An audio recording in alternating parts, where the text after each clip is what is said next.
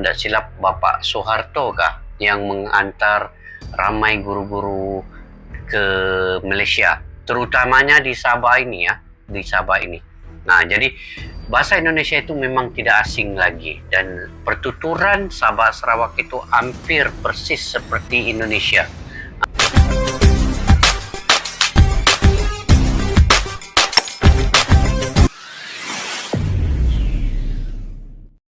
Assalamualaikum dan salam sejahtera. Oke guys, hari ini saya ingin mereaksi terkait dengan bahasa Indonesia ya. Bahasa Indonesia ini kalau diikutkan dipelajari lebih kurang di 56 negara di dunia ini guys. Nah, dan itu tidak termasuk lagi di universitas yang ada membuka mata kuliah pelajaran bahasa Indonesia, dan ada juga yang menggunakan bahasa Indonesia di dalam universitas itu sendiri. Bagaimana bahasa Indonesia ini hampir terkenal di seluruh dunia. Dan di Vietnam bahasa Indonesia ini kalau saya salah, saya mohon maaf guys, betulkah dia digunakan sebagai bahasa kedua di Vietnam ya? Nah, jadi itu yang saya ingin reaksi terkait dengan video pada kali ini. Dan sebenarnya di universitas juga ada digunakan bahasa Indonesia ini, hampir diwajibkan bahasa Indonesia ini. Antaranya di Yale University di Amerika, kemudian di Al-Azhar University di Mesir, kemudian di Universitas Napoli ya, dan juga Universitas Vienna, Austria, dan ada beberapa juga bahasa Indonesia ini menjadi pelajaran wajibnya di Australia, di Jepang, di Korea, di Ukraina, dan beberapa negara lagi guys. Jadi ayo kita simak dulu video ini daripada channel RTuber ID.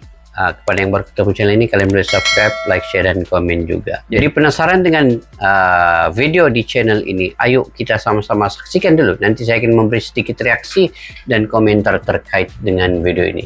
Yuk kita simak.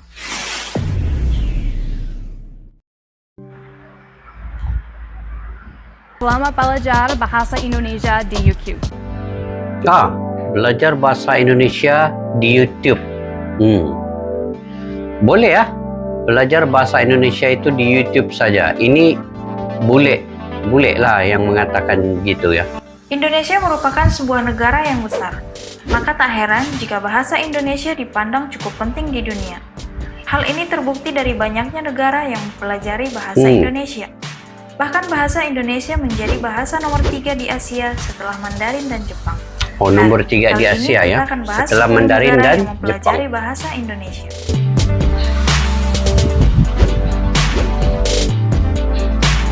Sebelum kita lanjut, ayo subscribe buat kalian. Oke, jangan lupa subscribe guys. Supaya kalian tidak ketinggalan video terbaru dari RTuber. RTuber.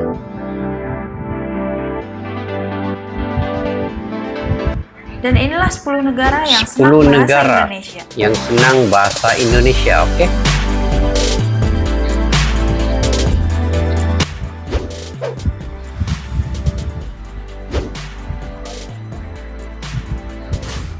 Apa saja negaranya guys? Hongaria, oke. Hungari kan? Baru-baru ini Hongaria membuka kelas bahasa Indonesia sebagai salah satu kursus bahasa yang dipilih mahasiswanya untuk menyelesaikan studi.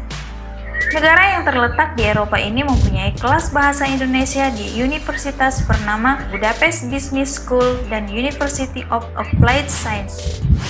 Pelajar dan mahasiswa di sana cukup antusias mempelajari bahasa Indonesia. Budapest Business School ya.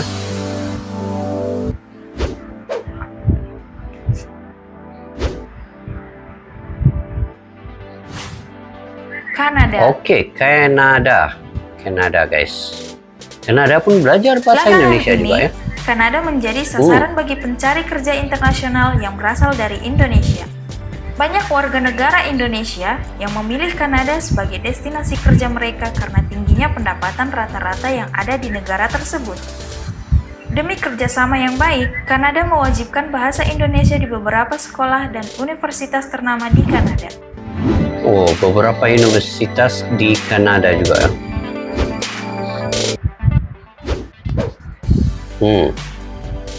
Seterusnya, negara Korea Korea Selatan. Selatan. Wah, welcome to Hankook Universitas. Banyak warga negara Indonesia yang bergaya kekoreaan dan mempelajari bahasa Korea. Namun ternyata mereka juga sangat antusias dengan budaya Indonesia. Hankook University of Foreign Studies sebagai salah satu kampus terbaik di Korea Selatan membuka jurusan bahasa Indonesia. Antara Bahkan kampus pengajarnya terbaik. juga orang Indonesia bernama Tengsu Cahyono. Kampus terbaik guys ya di Korea Selatan, Hankook Universitas nih. Oke, seterusnya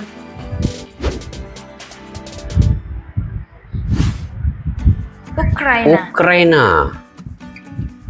Ukraina merupakan salah satu negara yang merasa bahwa bahasa Indonesia penting untuk dipelajari. Hal ini terbukti dari dibukanya program studi bahasa Indonesia di Taras. Mahasiswi Universitas Taras Shevchenko menyanyikan lagu berbahasa Indonesia. Wah, sampai lagu kebudayaan Indonesia pun dimainkan ya di sana. Pelajari. Hal ini terbukti dari dibukanya program studi bahasa Indonesia di Taras Shevchenko National University of Kyiv sejak tahun 2013. Pemerintah Indonesia juga tidak segan memberikan dharma siswa, yaitu beasiswa untuk mahasiswa yang terpilih untuk belajar di program studi tersebut. Dibagi beasiswa lagi guys. Wah, luar biasa. Oke, negara seterusnya.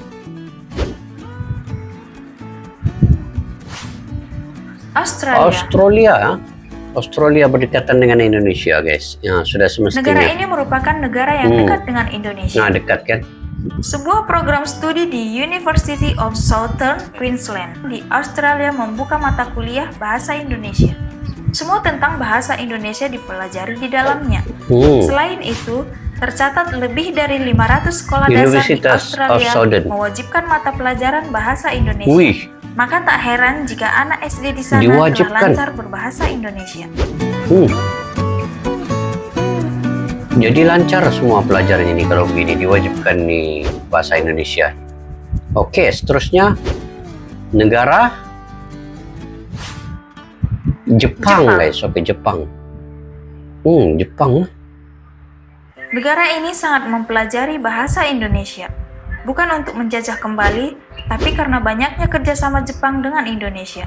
Tokyo University of Foreign Studies membuka program studi bahasa Indonesia yang menjadi salah satu program studi yang paling diminati. Seleksinya bahkan cukup ketat, karena dalam 1 tahun ajaran yang diterima hanya sekitar 18 mahasiswa saja. Setahun? Maksudnya dia mesti ditapis betul-betul nih. 18 ya student. Oke, seterusnya selepas Jepang, Tiongkok di China lah kan. Negara ekonomi terbesar di dunia ini juga ternyata antusias mempelajari bahasa Indonesia. Kerjasama dengan Indonesia di berbagai bidang telah terjalin selama lebih dari 60 tahun. Sehingga membuat Tiongkok merasa bahwa bahasa Indonesia sangat penting bagi mereka. Nah, terdapat Guangdong University of Foreign Studies, sebuah kampus internasional yang mempelajari bahasa dan budaya Indonesia di Tiongkok. Kalau tidak silap guys, di Tiongkok nih ataupun di China nih ada satu tempat perkampungan yang orangnya semua mahir berbahasa Indonesia. Mereka daripada Indonesia, tetapi menetap di China begitu lama, sudah 30 tahun kan. Sebab saya ada pernah buat reaksi terkait dengan ini. Nanti saya akan bagi dia punya link video tersebut ya di bawah description ini. Oke guys, kita teruskan.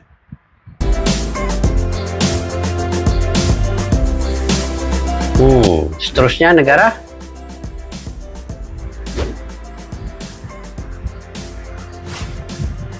Hawaii. Wow. Hawaii ini di Amerika kah? Beberapa universitas di kepulauan yang tersohor ini mengajarkan bahasa Indonesia di dalam kurikulumnya. Tim pengajarnya bahkan rutin pulang pergi dari Hawaii ke Indonesia untuk mempelajari semua budaya Indonesia. Diabadikan dalam dokumentasi, kemudian disampaikan dalam perkuliahannya. Orang Hawaii sangat tertarik dengan bahasa Indonesia dan mereka antusias untuk mempelajarinya. Masya Allah. Dia hampir ulang alik ya dari Indonesia ke Hawaii mempelajari itu. Bahasa Indonesia, kebudayaan. Oke, seterusnya negara Vietnam. Ini Vietnam ini kita tengok guys. Negara satu ini merasa bahwa bahasa Indonesia sangat penting untuk dipelajari, terlebih di Asia Tenggara. Meningkatnya hubungan bilateral antara Indonesia dan Vietnam membuat negara yang satu ini juga mempelajari bahasa Indonesia. Sejak tahun 2007, pemerintah Vietnam secara resmi mengumumkan bahasa Indonesia menjadi bahasa kedua di negara tersebut. Ini yang saya coba ingin sampaikan tadi poinnya itu guys. Sejak tahun 2007, Vietnam menggunakan bahasa Indonesia ini sebagai bahasa yang kedua. Ini sangat unik sekali guys. Cuma saya tidak tahu kesahihannya ini, tetapi kalau diberitakan di sini, begitulah. Menjadi bahasa kedua di negara Vietnam ya. Betul gak guys? Betul. Coba kalian komentar di bawah yang ada info-info yang sahih ya. Saya mau info yang sahih lah. Selalunya bahasa Inggris yang menjadi bahasa kedua kan, tetapi uniknya di Vietnam ini bahasa Indonesia menjadi bahasa kedua ya.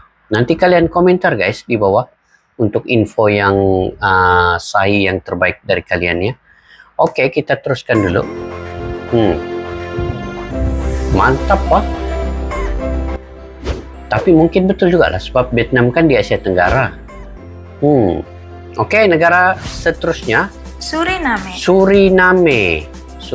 Di mana letaknya Suriname ini ya? Sebuah negara di Amerika Selatan Amerika yang dulunya Selatan. dikenal sebagai Guyana Belanda ini juga menggunakan bahasa Indonesia. Tentu hal ini terjadi karena sebanyak 14% dari total populasinya dulunya adalah warga Indonesia yang berasal dari Jawa.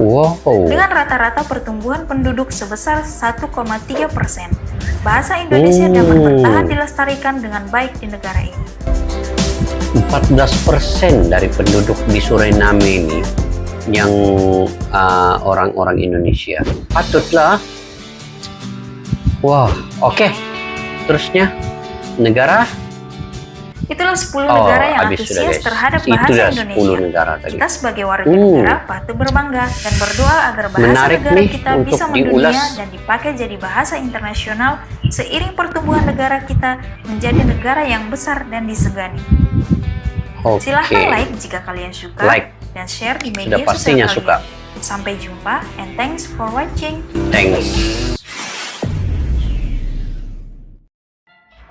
Oke guys, begitu banyak negara yang mempelajari bahasa Indonesia ini. Jadi saya tertarik guys dengan beberapa negara yang mempelajari ini, terutamanya Vietnam ini tadi. Vietnam ini bahasa keduanya adalah bahasa Indonesia. Jadi jika ini benar guys, maksudnya bahasa Indonesia ini kalau di Asia ini dia ketiga kan yang paling terkenal selepas China, Jepang. China ini maksudnya Mandarin, Jepang baru Indonesia. Dan ini terbukti guys apabila 10 negara ini mewajibkan mata pelajaran itu diajar di setiap universitas yang ada di negara tersebut. Jadi saya teringat waktu dulu-dulu guys, ketika di zaman 80-an, 90-an, ada ramai sebenarnya guru-guru daripada Indonesia itu datang ke Sabah ini, tempat saya menetap ini guys. Mereka mengajarkan agama, mereka mengajarkan bahasa Indonesia itu sendiri ya. Itu secara tidak langsung diajar juga apabila mereka mengajar selalunya berkaitan dengan agama Islam lah. Tetapi di samping itu mereka menggunakan bahasa Indonesia itu dan mengajarkan kepada penduduk-penduduk yang ada di sini, di Sabah ini. Jadi saya teringat, saya punya nenek dulu ya, saya punya nenek moyang dulu. Itu belajar agama daripada orang-orang Indonesia. Itu mungkin pada tahun 80-an lah begitu. 70-an, 80-an, 90-an. Itu di zaman Presiden, kalau tidak silap, Bapak Soeharto kah, yang mengantar ramai guru-guru ke Malaysia. Terutamanya di Sabah ini ya, di Sabah ini. Jadi bahasa Indonesia itu memang tidak asing lagi. Dan pertuturan Sabah Sarawak itu hampir persis seperti Indonesia. Macam yang saya cakap sekarang ini. tetapi walaupun ada beda sedikit-dikit itu kan, tapi itu kita memahami apa yang kita pertuturkan. Jadi tidak heranlah di universitas, kalau saya baca beberapa info ya, ada 5 universitas yang mempelajari bahasa Indonesia ini dan wajib terutamanya di Yale University yaitu Amerika Syarikat, kemudian di University Al-Azhar Mesir, kemudian di University Studi di Napoli itu di Italia ya, kemudian di Institute National des Languages Orientales itu di Paris ya, dan University of Vienna di Austria. Itu tidak termasuk lagi yang terkini pada tahun lepas, saya ingat dipelajari di universitas paling terkemuka di dunia yaitu Universitas Harvard. Ini paling terkemuka ini. Jadi bahasa Indonesia itu dibuka mata kuliahnya di sana, dan beberapa juga yang mewajibkan bahasa Indonesia ini. Seperti dalam video tadi di Australia, di Jepang, kemudian di Kanada, di Ukraina, di Hungary, di Korea Selatan, dan juga sebenarnya di beberapa negara lain yang tidak disebutkan di sini. Jadi begitu guys, menariknya di Vietnam tadi, bahasa Indonesia menjadi bahasa yang kedua. Jadi sangat luar biasa bagi saya bahasa Indonesia ini. Kalau di Asia Tenggara ini sewajarnya bahasa Indonesia ini menjadi bahasa perantara yang kedua ataupun yang utama selepas bahasa Inggris. Selalunya di dunia ini kan bahasa Inggris, tapi bahasa Indonesia ini kalau diikutkan Indonesia mempunyai penduduk 275 juta jiwa ya. Jadi seharusnya dan sewajarnya bahasa Indonesia itu dijadikan bahasa yang kedua selepas bahasa Inggris di ASEAN ini ataupun di Asia Tenggara ini. Jadi begitu guys, di mana-mana tempat pun kalau jumlah penduduknya itu ramai dan penduduknya itu menggunakan satu bahasa saja, itu bahasa Indonesia, seperti yang di Indonesia ini 275 juta jiwa menggunakan satu bahasa itu sebagai bahasa pemersatu pada mereka.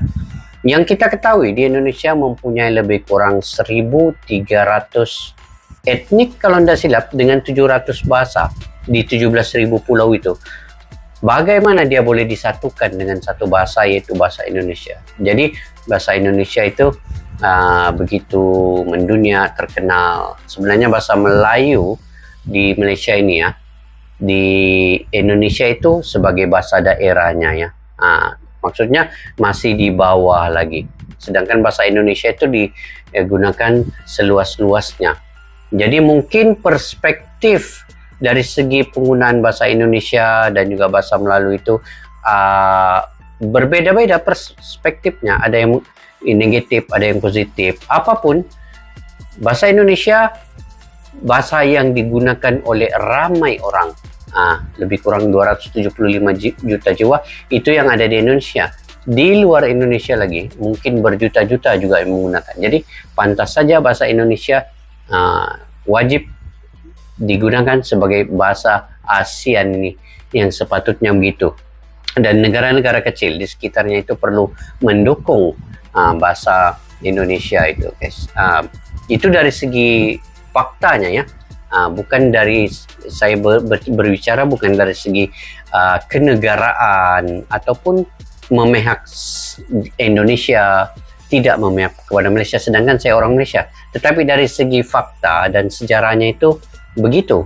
Sebab itu dulu guru-guru itu mengajar di Sabah, macam kami itu belajar agama, belajar bahasa itu Indonesia, kebanyakan dari guru-gurunya adalah dari orang Indonesia guys. Jadi bagaimana menurut kalian terkait dengan perkara ini?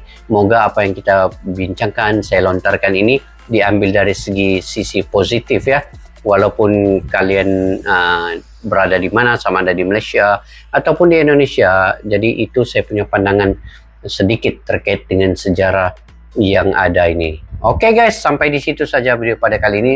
Saya mohon maaf sekiranya ada terdapat kesalahan dan kesilapan fakta ya. saya berbicara terkait dengan info yang saya terima, saya baca, dan juga saya pelajari. Oke, sampai kita berjumpa lagi. Assalamualaikum warahmatullahi wabarakatuh. Bye-bye.